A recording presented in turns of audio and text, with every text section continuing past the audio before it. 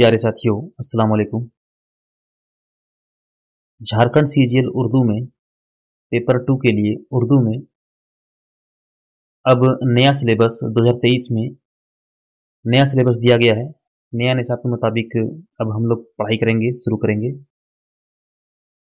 चूँकि 2023 में नए नोटिफ़िकेशन के हिसाब से सिलेबस में चेंज कर दिया गया है और अब नया सिलेबस आ गया है। तो नया सिलेबस में हम देखते हैं सबसे पहले, उसके बाद आज का क्लास भी हम शुरू करेंगे। तो सबसे पहले देखते हैं कि नया सिलेबस को जो है 4 सेक्शन में डिवाइड किया गया है। 4 सेक्शन में इसको बाँटा गया है, जिसमें पहला सेक्शन ए में है ज़ुबान। ज़ुबान में 4 पॉइंट हमें पढ़ना है। पहला पॉइंट है हिंदुस्तान का इर्तिक़ा और दूसरा पॉइंट है उर्दू ज़ुबान की पैदाइश, नज़रियात और हकीकी का जायज़ा। और तीसरा पॉइंट में हमें पढ़ना है झारखंड की कबायली इलाकाई ज़ुबानें। और चौथा पॉइंट झारखंड में उर्दू। इसके साथ दूसरा पॉइंट है सेक्शन बी में कवायद पढ़ना है ग्रामर, जिसमें पहला पॉइंट में है मुतरादिफ, इस्म मुसग्गर व मुकब्बर। और दूसरा पॉइंट में है साबिका व लाहिका और ज़रबुल मसल। तीसरा सेक्शन में है शायरी, और शायरी में है गज़ल। गज़ल 4 गज़ल है, जिसमें पहला गज़ल है मीर तकी मीर का। पहला गज़ल है उल्टी हो गई सब तदबीरें, कुछ ना दवा ने काम किया। उल्टी हो गए सब तदबीरें, कुछ ना दवा ने काम किया। देखा इस बीमारी दिल ने आखिर काम तमाम किया। इसको हम डिटेल से और तशरीह के साथ भी पढ़ेंगे, और इसको बढ़िया से डिटेल से हम लोग पढ़ेंगे, लेकिन अगले क्लास में।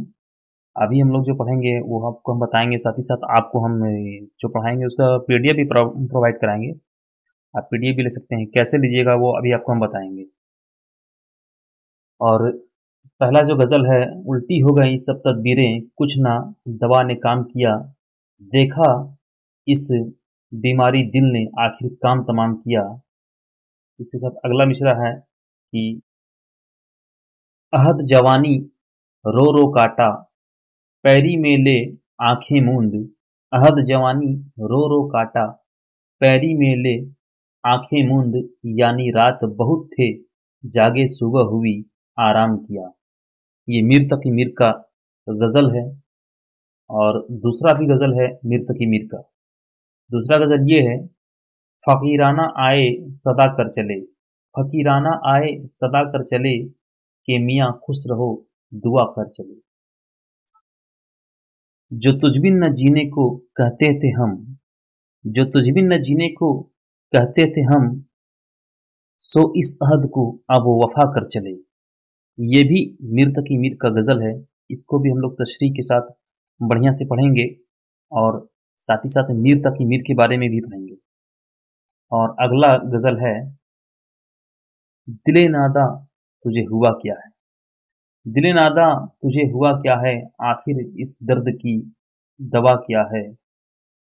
हम हैं मुश्ताक और वह बेजार, हम हैं मुश्ताक और वह बेजार, या इलाही ये माजरा क्या है। ये मिर्ज़ा गालिब का गज़ल है। और फिर ये तीसरा गज़ल था। और चौथा गज़ल है, दायम पड़ा हुआ तेरे दर पर नहीं हूँ मैं। दायम पड़ा हुआ तेरे दर पर नहीं हूँ मैं, खाक ऐसी ज़िंदगी पे कि पत्थर नहीं हूँ मैं। क्यों गर्दिशे मुदाम से घबरा न जाए दिल, क्यों गर्दिशे मुदाम से घबरा न जाए दिल। इंसान हूँ प्याला व सागर नहीं हूँ मैं। ये भी मिर्ज़ा गालिब का गज़ल है। इसको भी हम लोग तशरीह से पढ़ेंगे, और मिर्ज़ा गालिब के बारे में भी बढ़िया से पढ़ेंगे। गज़ल, और गज़ल के बाद अब आता है नज़म। 4 गज़ल हो चुका है, अब 4 नज़म है। और सिर्फ गज़ल के हम लोग पहली बोल को और कहने का मतलब कि पहली कड़ी को हम लोग पढ़े हैं। एक शेर, दो शेर हम लोग पढ़े हैं और इस पूरे डिटेल गज़ल को तशरीह के साथ हम लोग पढ़ेंगे और 4 गज़ल के बाद अब 4 नज़म हैं। आइए नज़म को अब देखते हैं। पहला नज़म है लेनिन। ये बाल जिब्रील की किताब से लिया हुआ है। बाल जिब्रील एक मशहूर किताब है अल्लामा इकबाल का। नज़म भी 4 है। पहला नज़म है अल्लामा इकबाल का, जिसका नाम है लेनिन। और लेनिन नज़म का पहला शेर है, ए अनफुस व आफाक मैं पैदा तेरी आयात। ए अनफुस व आफाक मैं पैदा तेरी आयात। हक यह है कि है हक यह है कि है जिंदा व पाइंदा तेरी जात। ये अल्लामा इकबाल का लेनिन से एक नज़म है। बाल जिब्रील किताब से का एक हिस्सा है, जिस नज़म का नाम है लेनिन। इसके बाद है एक आरजू। दूसरा नज़म है एक आरजू। ये भी अल्लामा इकबाल का है। इसका पहला शेर है, दुनिया की महफिलों से उकता गया हूँ या रब। दुनिया की महफिलों से उकता गया हूँ या रब। क्या लुत्फ अंजुमन का जब दिल ही बुझ गया है। क्या लुत्फ अंजुमन का जब दिल ही बुझ गया हूँ। इसके बाद तीसरा नज़म है फैज़ अहमद फैज़ का। तीसरा नज़म है फैज़ अहमद फैज़ का, निसार में तेरी गलियों में। निसार में तेरी गलियों में। निसार में तेरी गलियों के ए वतन के जहां। निसार में तेरी गलियों के ए वतन के जहां। चली है रस्म के कोई ना सर उठा के चले। और चौथा नज़म है फैज़ अहमद फैज़ का, जिसका बोले कि हाँ, चौथा नज़म है फैज़ अहमद फैज़ का। इसमें है, मुझसे पहली मोहब्बत मेरी महबूब ना मांग। मुझसे पहली मोहब्बत मेरी महबूब ना मांग। उसका पहला शेर है, मुझसे पहली मोहब्बत मेरी महबूब ना मांग। मैंने समझा था कि तू है तो दरख्शां है हयात। मुझसे पहली मोहब्बत मेरी महबूब ना मांग। मैंने समझा था कि तू है तो दरख्शां है हयात। तो सेक्शन डी में है, चौथा सेक्शन डी में है नॉवेल। और नॉवल एक है यहाँ पे। पहला नावल है फायर एरिया। एक ही नावल हमें पढ़ना है। फायर एरिया नावल है जो इलियास अहमद गद्दी का है। और दूसरा पॉइंट में है, पहला पॉइंट में नावल है फायर एरिया इलियास अहमद गद्दी का, और दूसरा पॉइंट में है अफसाना। 3 अफसाना है। 3 अफसाना में पढ़ना है। पहला अफसाना है परिंदा पकड़ने वाली गाड़ी, जो गयासुद्दीन अहमद ने इसके लिखा है। और दूसरा है निर्वाण, जकी अनवर का। तीसरा है मिसेस जॉन, जो शीन अख्तर साहब ने इसको लिखा है। तो आइए आज हम लोग सबसे पहले पढ़ेंगे ग्रामर, और ग्रामर को कंप्लीट करेंगे, और ग्रामर को कंप्लीट करने के बाद इसके ऑब्जेक्टिव को भी करेंगे। उसके बाद इसके पीडीएफ को भी आपको हम प्रोवाइड कराएंगे। तो सबसे पहले हम लोग शुरू करते हैं आज के ग्रामर को। ग्रामर में हमारा पहला है क्वायद। ग्रामर में पहला है मुतरादिफ। तो सबसे पहले हम लोग मुतरादिफ को समझते हैं। मुतरादिफ करते हैं किसे, मुतरादिफ होता है क्या, इसको बढ़िया से पढ़ते हैं। इसके बाद फिर हम आगे पढ़ेंगे। मुतरादिफ अल्फाज। मुतरादिफ अल्फाज से मुराद वह अल्फाज होते हैं जिनके मानी करीब करीब एक जैसा होते हैं। मुतरादिफ अल्फाज से मुराद वह अल्फाज होते हैं जिनके मानी करीब करीब एक जैसा होते हैं। ऐसे अल्फाज को हम मानी अल्फाज भी कहते हैं। यानी कि इसको हिंदी में पर्यायवाची शब्द कहते हैं। ऐसा लफ्ज जिसके मानी लगभग लगभग सेम हो, करीब करीब एक जैसा हो। जैसे कि आराम का चैन, सुख, सुकून, ऐश। आराम एक लफ्ज है, अल्फाज है। इसके मुताबिक अल्फाज अगर हैं तो वो है चैन, सुख, सुकून, ऐश। ठीक है। इसी तरह एक है अमीर। अमीर जैसे अमीर का कहते हैं, हम लोग कहते हैं मालदार, गनी, दौलतमंद। ये सब मुतरादिफ अल्फाज हैं। इसके बाद हम लेते हैं एक और एग्जांपल, मिसाल के तौर पर सूरज। सूरज के लिए आफताब, शम्स, खुर्शीद, ये सब वगैरह। तो इसको भी हम लोग बढ़िया से, इसका ऑब्जेक्टिव है हमारे पास, अभी हम लोग पढ़ेंगे। और इसके बाद है मुतरादिफ के बाद, इसके बाद है इस्म मुसग्गर व इस्म मुकब्बर। इस्म मुसग्गर व इस्म मुकब्बर। तो इस्म मुसग्गर है क्या और इस्म मुकब्बर है क्या, इसको जानते हैं। तो इसको जानने से पहले हम लोग जानते हैं कि ये जो है इस्म नुकरा के अंदर में आती है। इस्म नुकरा के 6 किस्में हैं। इसमें एक पार्ट है इस्म मुकब्बर और इस्म मुकब्बर। इस्म नुकरा जो है इसकी 6 किस्में हैं। इसमें से पहला किस्म है इस्म जात, दूसरा है इस्म मुसग्गर, तीसरा है इस्म मुकब्बर, चौथा है इस्म सूत, पांचवा है इस्म ज़रफ़ और छठा है इस्म आला।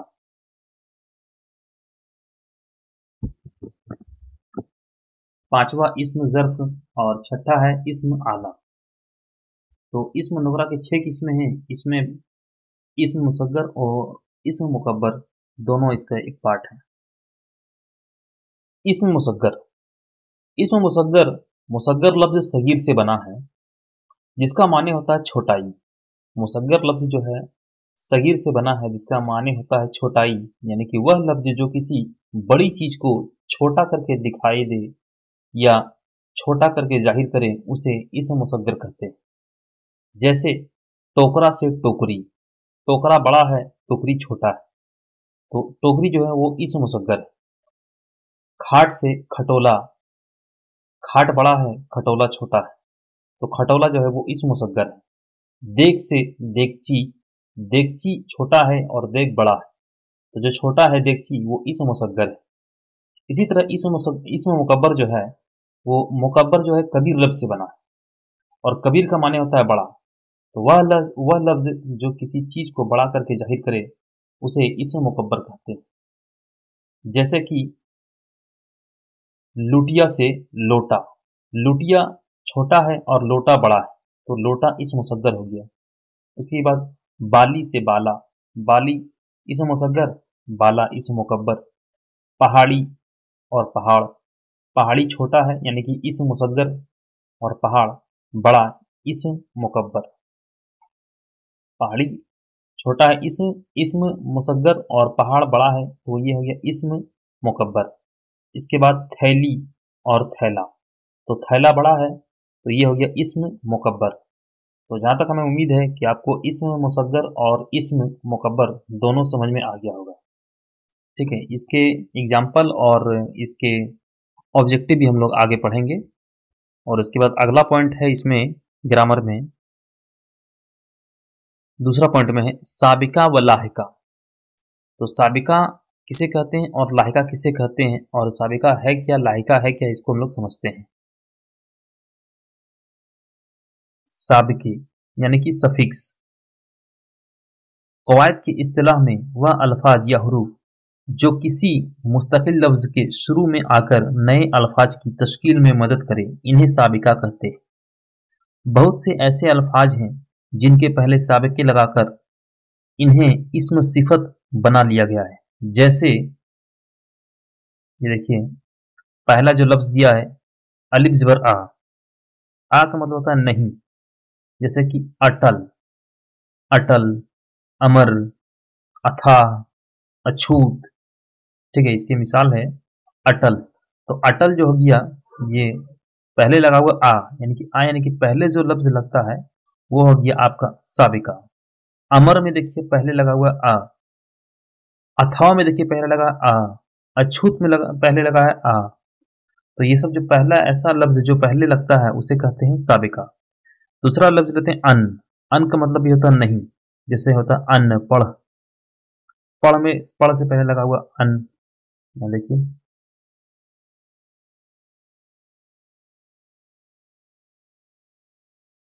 यहाँ देखिए ये अन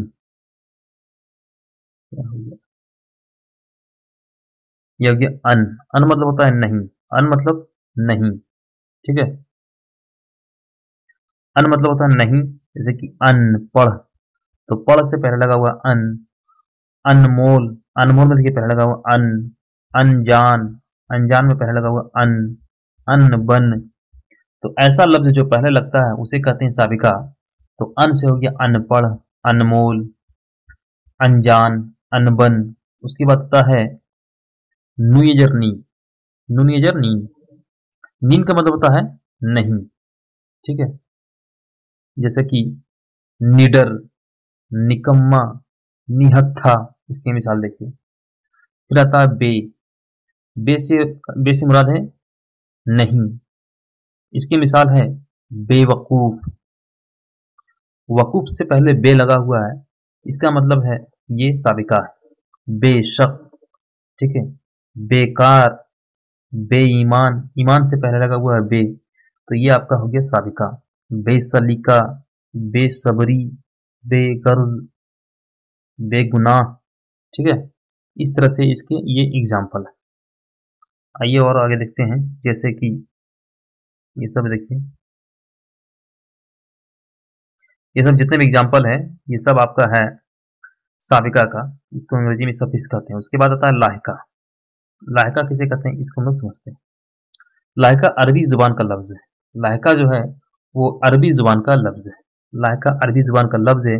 इसका माने है किसी चीज के आखिर में आकर मिलना। इसका माने है किसी चीज के आखिर में आकर मिलना। लाहिका, लाहिके, लाहिका की जमा है। उर्दू जुबान में बड़ी तादाद उर्दू जुबान में बड़ी तादाद ऐसे अल्फाज की हैं जिनके आखिर में लाहिका लगाकर इन्हें इस्म सिफत बना दिया जाता है। जैसे हम एग्जांपल लेते हैं, आरा। आरा का मतलब होता है संवारना। आरा का मतलब होता है संवारना, ठीक है। जैसे इसके मिसाल है जहां आरा, उसके बाद सिफ आरा, ठीक है। मार्का आरा, बज्म आरा। आरा मतलब होता है संवारना। तो जहां आरा में देखिए, आरा जो यूज हुआ है, आरा जो वर्ड वो कहाँ है, लास्ट में, तो ये क्या हो गया, लाहिका। आखिर में जो वर्ड इस्तेमाल होता है उसे कहते हैं लाहिका।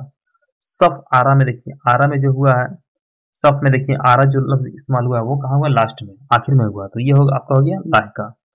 इसी तरह अगला एग्जाम्पल देखते हैं, अगला मिसाल, जैसे कि अफरोज। अफरोज का मतलब होता है रोशन करने वाला, ठीक है। अफरोज का मतलब होता है रोशन करना। तो जैसे कि दिल अफरोज, तो दिल के बाद लगा है अफरोज, ठीक है। तो ये आपका हो गया लाहिका। रौनक अफरोज, ठीक है, रौनक के बाद लगा अफरोज। जलवे अफरोज, जलवा के बाद अफरोज लगा है, तो ये आपका हो गया लाहिका। इसी तरह एक और एग्जांपल लेते हैं आगे, जैसे कि हम यहाँ पे देखते हैं बाज। बाज मतलब होता है खेलना। बाज मतलब क्या होता है, खेलना। जैसे कि आतिशबाज, धोखाबाज, दगाबाज, पतंगबाज। तो बाज जो वर्ड है यहाँ कहाँ लगा हुआ, लास्ट में लगा, आखिर में लगा हुआ, ये हो गया हमारा साबिका, सॉरी ये हो गया लाहिका। लास्ट में लगा हुआ, आखिर में लगा हुआ लाहिका। और साबिका ऐसा वर्ड जिसमें आखिर में, शुरू में लगा हुआ, ठीक, उसे कहते हैं साबिका।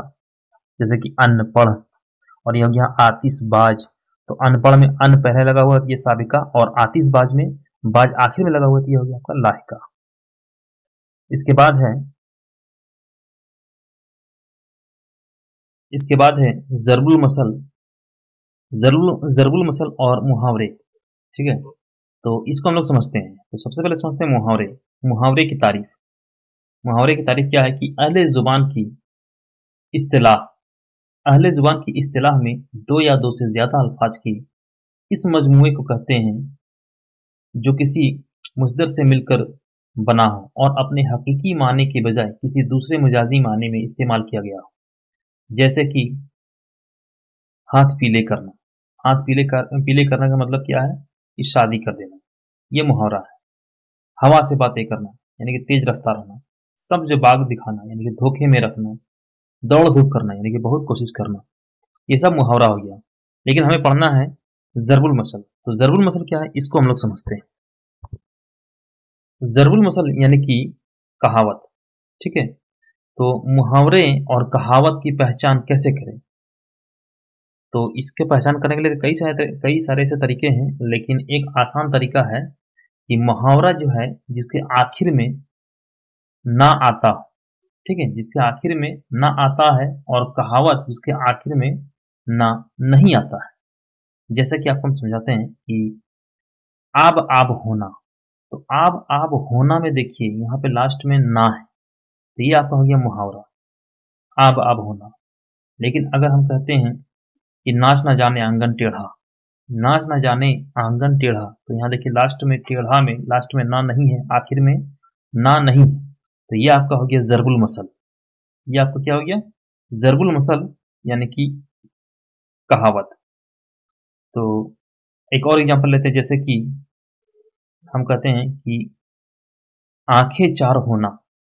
आंखें चार होना, तो यहाँ पे होना है, लास्ट में ना है, आखिर में ना है, तो ये मुहावरा है। और उसी तरह अगर हम अगला एक और एग्जांपल लेते हैं, ये है जिसकी लाठी उसकी भैंस।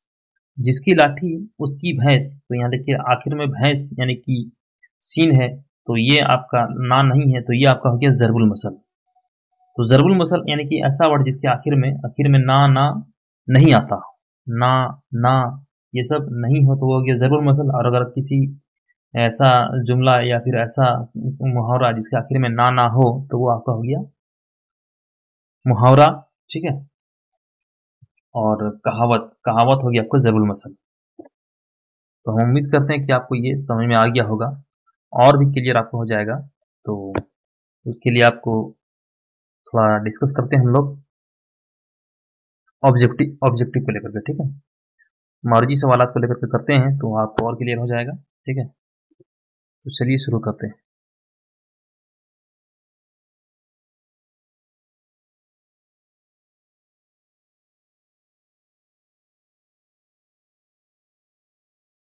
देखिए पहला सवाल है 1 नंबर में। ठीक है, यहाँ देखिएगा, दर्ज में इसमें मुसग्गर, इसमें मुसग्गर की पहचान करें। मुसग्गर मतलब होता है सगीर लफ्ज़ से बना है। सगीर का मतलब होता है छोटा। ठीक है, तो मुसग्गर मतलब होता है ऐसा इसमें जो जिसका जो छोटा से जाहिर करे। तो पहला हमारा आपका ऑप्शन में है लोटा, बाला, पहाड़, नाली।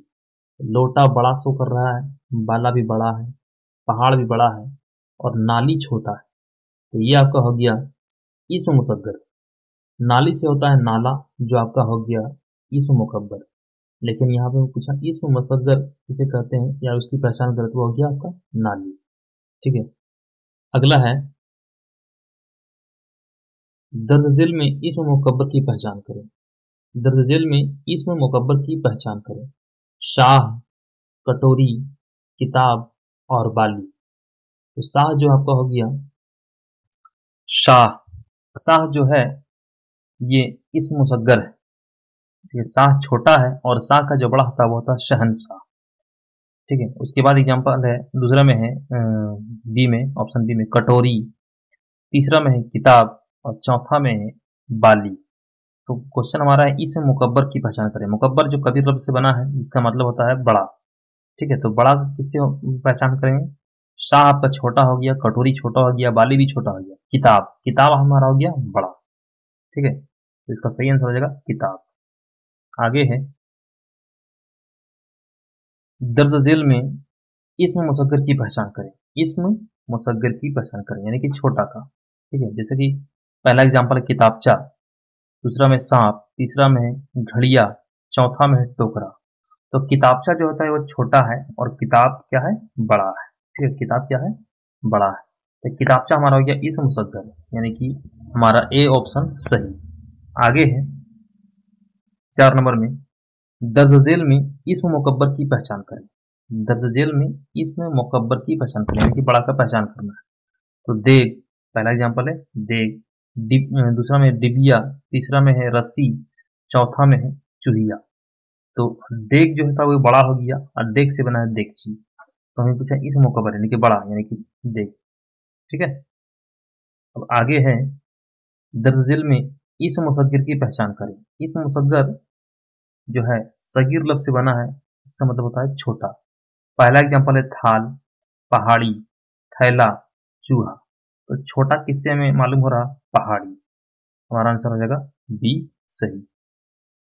आगे है 6 नंबर में दर्ज झेल में इसम मुकब्बर की पहचान करें। इसम मुकब्बर, मुकब्बर जो है कबीर लफ्ज से बना है, कबीर का मतलब होता है बड़ा। ठीक है, पहला एग्जांपल है थैली, घड़ी, सपोला, सांप। ठीक है, थैली, घड़ी, सपोला, सांप। तो हमारा थैली जो है क्या है? छोटा है, घड़ी छोटा है, सपोला छोटा है, सांप बड़ा है। ये हमारा हो जाएगा इसमें मुकब्बर। ठीक है, आगे है अहमद की टोपी लाल है। अहमद की टोपी लाल है, इस जुमला में सिफत की निशानदही कीजिए। अहमद की टोपी लाल है, इस जुमला में सिफत की निशानदही कीजिए। तो सिफत किसे कहते हैं? सिफत यानी कि ऐसा जिनसियत जिसमें किसी की खूबी बयान की जाए। ठीक है, किसी की कैफियत को बयान किया जाए, उसे सिफत कहते हैं। तो इसमें अहमद की टोपी लाल है, तो अहमद की टोपी लाल है, तो टोपी लाल है यानी कि सिफत बयान जो कर रहा है वो क्या है? लाल। अहमद की टोपी काली है, अहमद की टोपी लाल है, अहमद की टोपी पीली है, तो हमारा सही आंसर क्या आ जाएगा? सिफत में लाल। ठीक है, आगे है दर्ज झेल में इसम कैफियत की मिसाल है। इसम कैफियत की मिसाल है, पहला में जवान, दूसरा में जवानी, तीसरा में नौजवान, चौथा में नन ऑफ दिस। ठीक है, दर्ज झेल में इसम कैफियत की मिसाल है, तो वो आपका सही आंसर है जवानी। ठीक है, आगे है 9 नंबर में दर्ज झेल में लाहिका वाले लफ्ज की निशानदही करें। दर्ज झेल में लाहिका वाले लफ्ज की निशानदही करें। पहला में है अक्लमंद, दूसरा में है लाजवाब, तीसरा में है बंदूक, चौथा में है मुश्किल। तो लाहिका पूछा है, क्या पूछा है? लाहिका। लाहिका किसे कहते हैं? ऐसा लफ्ज जिसके जो आखिर में इस्तेमाल हो। ठीक है, तो लाजवाब में जो है ला पहले लग चुका है, तो ये हमारा साबिका हो गया। बंदूक तो और मुश्किल, ये सब तो एक अलग अलग लफ्ज है। अक्लमंद, अक्लमंद में देखिए मंद जो है आखिर में लगा है, मंद कहाँ पे लगा है? आखिर में लगा हुआ है, तो ये हमारा हो गया लाहिका। ठीक है, आगे है दर्ज में कौन सा लफ्ज सिफत है? कौन सा लफ्ज सिफत है? खेल, अच्छा, तोहफा, आना। तो सिफत हमारा हो गया अच्छा। आगे है 11 नंबर में अहमद की टोपी काली। अहमद की टोपी काली है, इस जुमला में सिफत की पहचान करें। तो अहमद की टोपी काली है, अहमद टोपी काली है, तो सिफत जो होगी ऐसी जिनसियत जिसमें किसी की खूबी बयान किया जाए। ठीक है, तो अहमद आपका नाउन हो गया। ठीक है, टोपी आपका ऑब्जेक्टिव हो गया। ठीक है, काली आपका हो गया सिफत। ये हमारा सही आंसर हो जाएगा काली। आगे है रंज का मुतरादिफ। रंज का मुतरादिफ क्या है? गमगीन, गम, सबर, नूर। तो रंज मतलब क्या होता है? गम। मुतरादिफ ऐसा लफ्ज को कहते हैं जो हम मानी अल्फाज हो, यानी कि लगभग उसका माने सेम हो। ठीक है, उसे मुतरादिफ अल्फाज कहते हैं। तो रंज का मतलब होता है गम। मुसर्रत का मुतरादिफ क्या है? मुसर्रत का मतलब होता है खुश, यानी कि खुशी। मुसर्रत का मुतरादिफ क्या हो गया? खुशी। खुशमंद पहला ऑप्शन में है, दूसरा में ख्वाहिश, तीसरा में खुशी, चौथा में ख्याल। आगे हमारा है नेक्स्ट में है रहबर। रहबर का मुतरादिफ, रहबर का मुतरादिफ क्या है? ठीक है, रहबर का मुतरादिफ पहला ऑप्शन में है रहनुमाई, दूसरा में है इमामत, तीसरा में है राह और चौथा में है रहनुमा। तो रहबर उसे कहते हैं जो रहनुमा होता है। ठीक है, तो सही आंसर हो जाएगा आपका रहनुमा। ठीक है, आगे है मौत का मुतरादिफ। 15 नंबर पे क्वेश्चन है मौत का मुतरादिफ क्या है। साथ ही उसके पीडीएफ भी आपको आपको हम दे देंगे। ठीक है, आज इसके पीडीएफ भी आप डाउनलोड कर सकते हैं, ले सकते हैं। फिर कैसे देंगे वो आपको हम बताएंगे, पहले हम लोग पढ़ते हैं। यहाँ पे दिया हुआ है मौत। 15 नंबर क्वेश्चन क्या है? मौत। मौत का मुतरादिफ क्या है? फना, मुराद, मौद्दत, मुर्दा। ठीक है, तो मौत का मुतरादिफ क्या है? फना।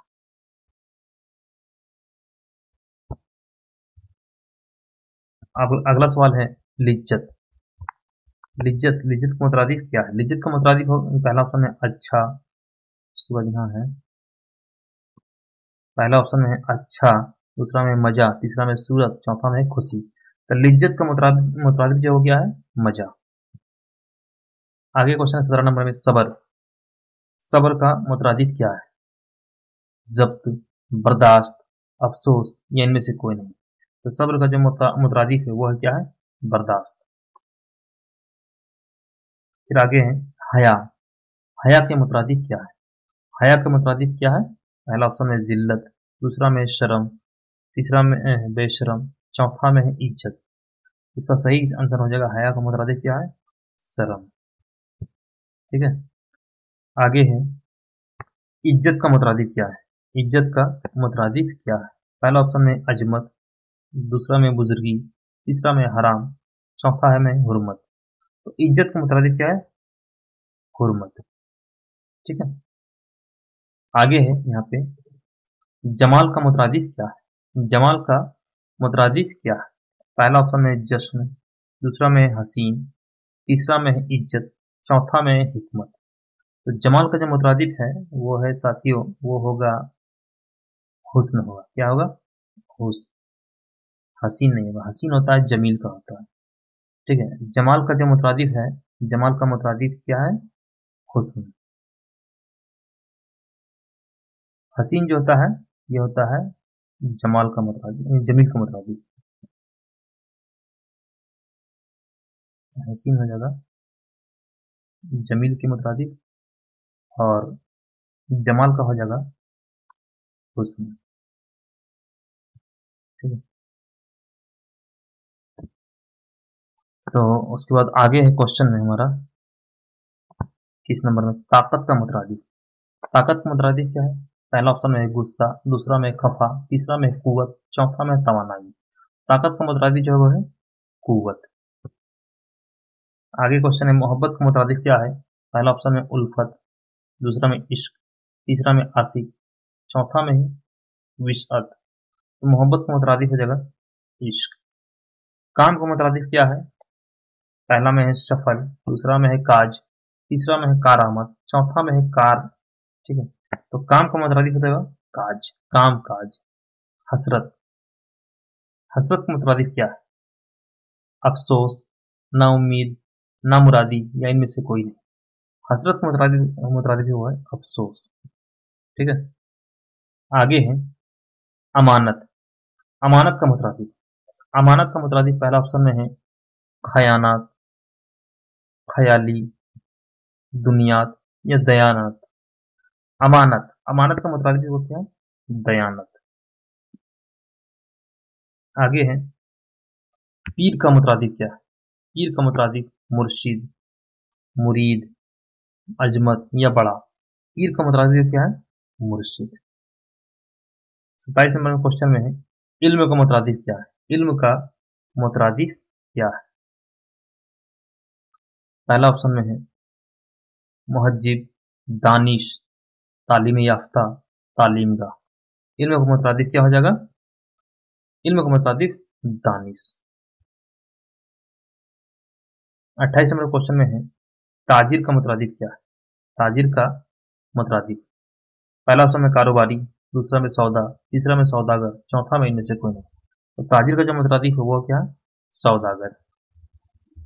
आगे है शमशेर का मुतरादिफ क्या है? शमशेर का मुतरादिफ क्या है? मुतरादिफ ऐसा अल्फाज जिसके हम मानी सेम हो, ठीक है, अल्फाज सेम हो, पर्यायवाची वर्ड। तो क्वेश्चन में है हमारा शमशेर का मुतरादिफ क्या है? पहला ऑप्शन में है बंदूक, दूसरा में तलवार, तीसरा में चाकू, चौथा में है औजार। तो शमशेर का मतलब होता है, शमशेर का मतलब होता है तलवार। ठीक है, शमशेर का मुतरादिफ क्या हो जाएगा?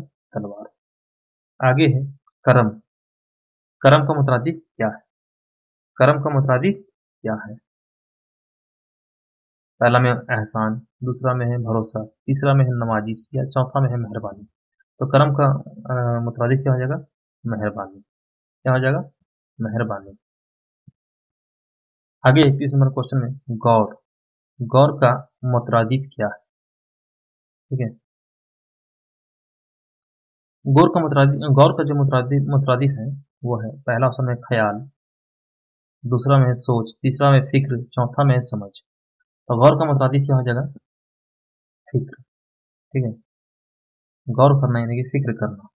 उसके बाद है 32 नंबर क्वेश्चन में घी का चिराग जलाना। घी का चिराग जलाना का माने क्या है? पहला ऑप्शन में है फजूल बातें करना, दूसरा में है घर को रोशन करना, तीसरा ऑप्शन में है मरने के करीब होना, चौथा में है खुशी मनाना। तो घी का चिराग जलाना, घी का चिराग जलाना का मतलब होता है खुशी मनाना। आगे है 35 नंबर में, एक हाथ से ताली नहीं बजता का माने क्या है? एक हाथ से ताली नहीं बजता का माने क्या है? एक हाथ से ताली नहीं बजता का माने क्या है? पहला ऑप्शन में है एक ही साथ दो चार काम निकल जाना। दूसरा में है हर अच्छा या बुरा सलूक एक तरफ से नहीं होती। तीसरा में है गुर्बत की हालत में अमीराना ख्याल रखना। और चौथा में है ताली बजाने के लिए दोनों हाथ का जरूरी होना। तो हमारा क्वेश्चन है एक हाथ से ताली नहीं बजती, तो इसका सही जवाब है हर एक अच्छा या बुरा सलूक एक तरफ से नहीं होती, दोनों तरफ से होती। ठीक है। मैदान मारना। मैदान मारना का मतलब क्या है? मैदान मारना का मतलब क्या है? खेती करना, मुसीबत का सामना करना, लड़ाई जीत लेना या कोशिश करना। ठीक है। मैदान मारना का मतलब क्या है? खेती करना, मुसीबत का सामना होना या लड़ाई जीत लेना या कोशिश करना। तो मैदान का मारना मतलब होता है लड़ाई जीत लेना। आगे है ऊंट के मुंह में जीरा का मतलब क्या है? ऊंट के मुंह में जीरा का मतलब क्या है? जिसकी हजार नसीहत की जाए लेकिन असर ना हो। पहला ऑप्शन में है। दूसरा ऑप्शन में है रेगिस्तानी इलाका में सफर करना। तीसरा ऑप्शन में है सिर्फ अपने लोगों को फायदा पहुंचाना। और चौथा ऑप्शन में है ज्यादा खाने वालों को थोड़ी सी चीज देना। तो ऊंट के मुंह में जीरा का मतलब होता है ज्यादा खाने वालों को थोड़ी सी चीज देना। ठीक है। आगे है एक चना भाड़ नहीं फोड़ता। एक चना भाड़ नहीं फोड़ता का मतलब क्या है? पहला ऑप्शन में है एक आदमी चना की बोरी नहीं उठा सकता। दूसरा में है एक आदमी बहुत से लोगों को नुकसान कर सकता। तीसरा में है एक आदमी से बहुत से लोगों को नुकसान नहीं कर सकता। चौथा में है मेहनत व मजदूरी के खाना। हमारा सवाल है एक चना भाड़ नहीं फोड़ता। इसका सही आंसर है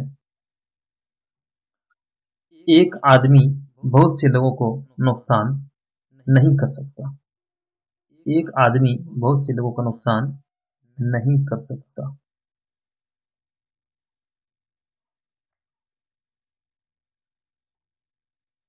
एक आदमी बहुत से लोगों का नुकसान नहीं कर सकता। आगे है बाद मुहर्रम या हुसैन। ठीक है। आगे है बाद मुहर्रम या हुसैन। पहला ऑप्शन में है मुहर्रम गुजरने के बाद जुलूस निकालना।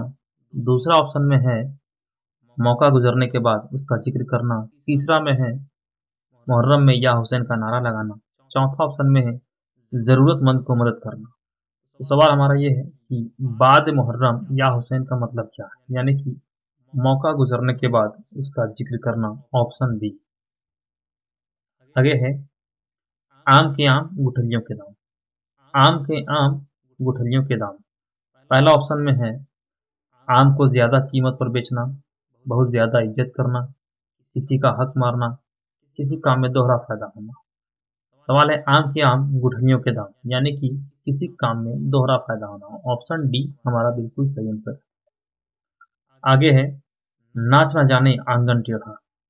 ये जरूर मसल है। नाच न जाने आंगन टेढ़ा का मतलब क्या? पहला ऑप्शन में है बीच आंगन में नाचना। ठीक है। दूसरा ऑप्शन में बहुत गरूर या घमंड करना। तीसरा ऑप्शन में खुद काम करना नहीं जानना, दूसरे पर इल्जाम लगाना। और चौथा में है खुद तबाह होने हुए तो समझो सारी दुनिया तबाह हो गई। तो नाच ना जाना है आंगन टेढ़ा, इसका मतलब है खुद काम करना नहीं जानना और दूसरे पर इल्जाम लगाना। Option number C. 40 नंबर का क्वेश्चन है जल्दी का काम शैतान का।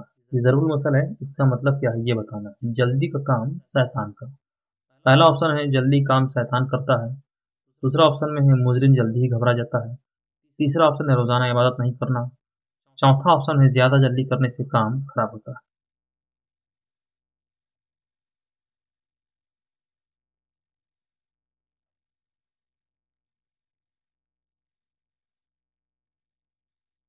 चौथा ऑप्शन है हमारा ज्यादा जल्दी करने से काम खराब होता है। ज्यादा जल्दी करना चाह रहे थे, काम खराब हो चुका था अभी। ठीक है। ज्यादा जल्दी करने से काम खराब होना।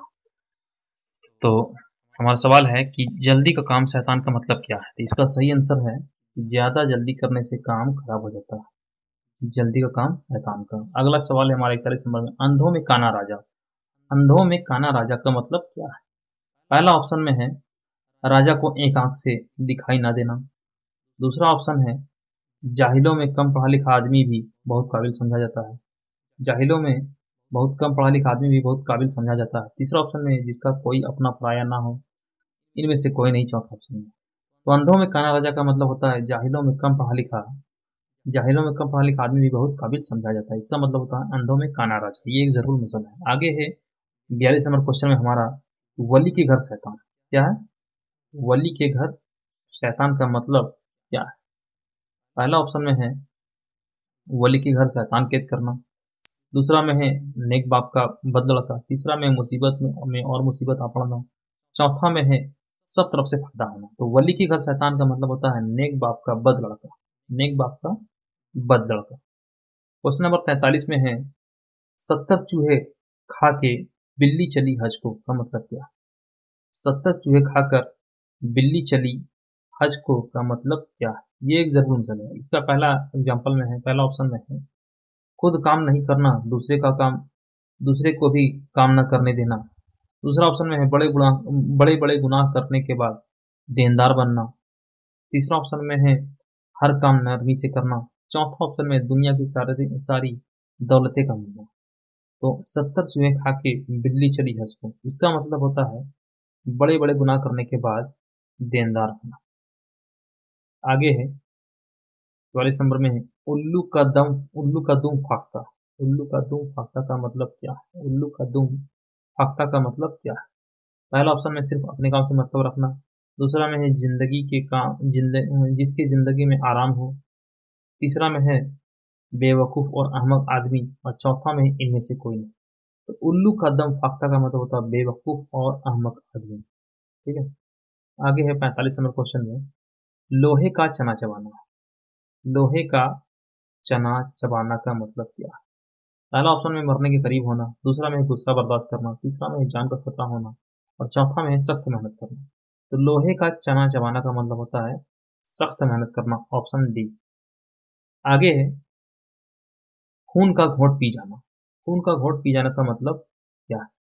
पहला ऑप्शन है लाई करना। दूसरा में नाराजगी जाहिर करना। तीसरा में गुस्सा बर्दाश्त करना।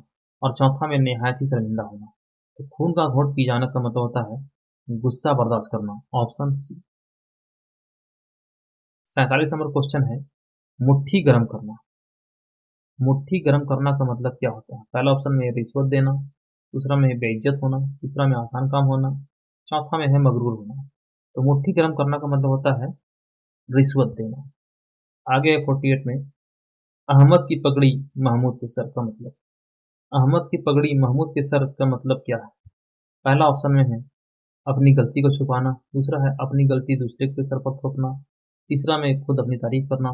चौथा में है मेल जुल बढ़ाना। तो अहमद की पगड़ी महमूद के सर, इसका मतलब होता है अपनी गलती दूसरे के सर थोपना।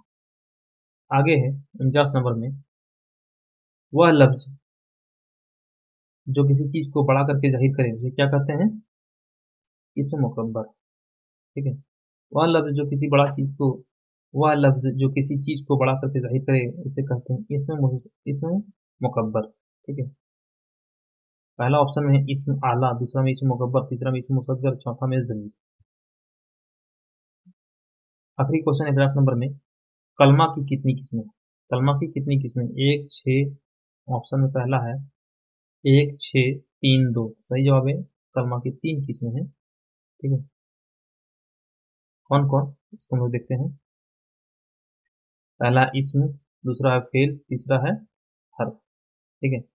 कलमा की 3 किस्में, पहला इसम, दूसरा फेल, तीसरा हर्फ।